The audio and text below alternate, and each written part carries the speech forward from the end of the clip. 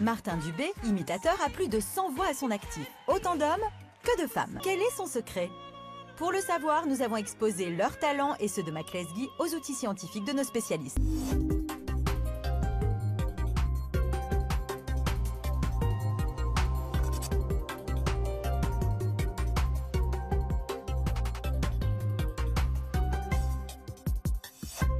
Le Canadien Martin Dubé imite à la perfection plus de 100 voix différentes. Comment, l'un comme l'autre, peuvent-ils ainsi transformer leur voix à volonté? Est-ce une question de cordes vocales ou d'oreilles musicales supérieures à la nôtre? Sont-ils nés avec un don ou est-ce le résultat de l'entraînement? Y a-t-il des voix inimitables? N'importe qui, par exemple, peut-il devenir imitateur? Pour le savoir, je me suis prêté à une expérience étonnante. Reportage de Marie Perrin. Découvrons maintenant une autre voix exceptionnelle, celle de Martin Dubé. Cet imitateur canadien peut reproduire plus de 100 voix différentes, aussi bien des hommes que des femmes.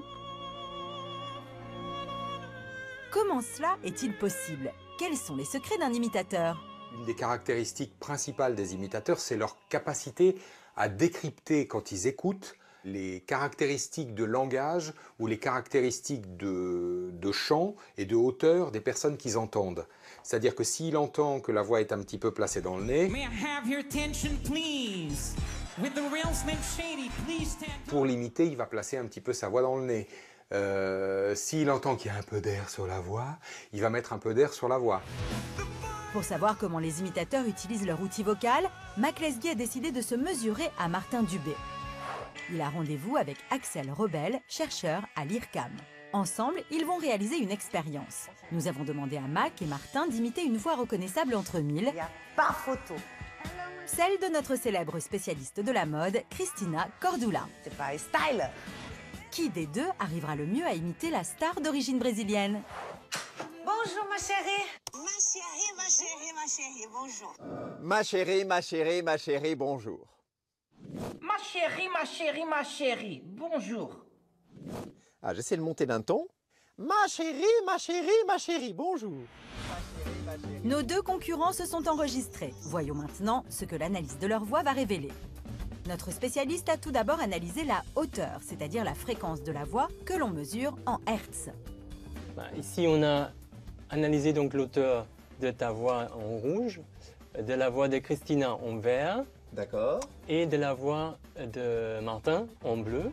On voit qu'il suit à peu près la même courbe, donc ils sont à peu près à la même hauteur. Tandis que moi, je suis monté dans les aigus pour essayer d'imiter Christina, c'est ça? Oui, tu as un peu exagéré. Ma chérie, ma chérie, ma chérie. Pourtant, comme Mac Lesguy, Martin Dubé n'a pas eu le temps de travailler la voix de Christina. Mais lui a su placer son ton à la même hauteur, car il est beaucoup plus entraîné. Mais ça va être dur. Est-ce que pour bien imiter une personne, il suffit de placer sa voix à la bonne hauteur ou est-ce qu'il y a d'autres paramètres qui vont rentrer en ligne de compte?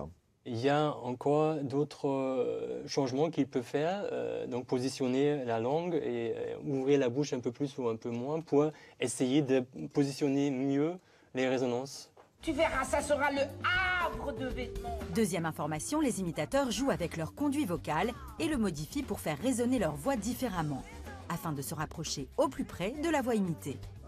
Est-ce qu'à votre avis, il y a des voix qui sont vraiment inimitables? Plus le conduit vocal est plus grand, plus les résonances sont bas et on ne peut pas changer la taille de son conduit vocal. En clair, plus le conduit vocal est grand, plus la voix est grave. En revanche, une personne avec un petit conduit vocal a une voix beaucoup plus aiguë.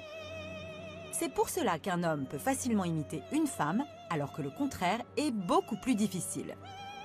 Axel, merci beaucoup. Je vois que j'ai encore beaucoup de travail avant de commencer à espérer remplacer Christina. Du moins au niveau de la voix, pour le reste j'aurai du mal, mais je vais m'entraîner. Et oui Mac, une voix exceptionnelle, c'est beaucoup de travail.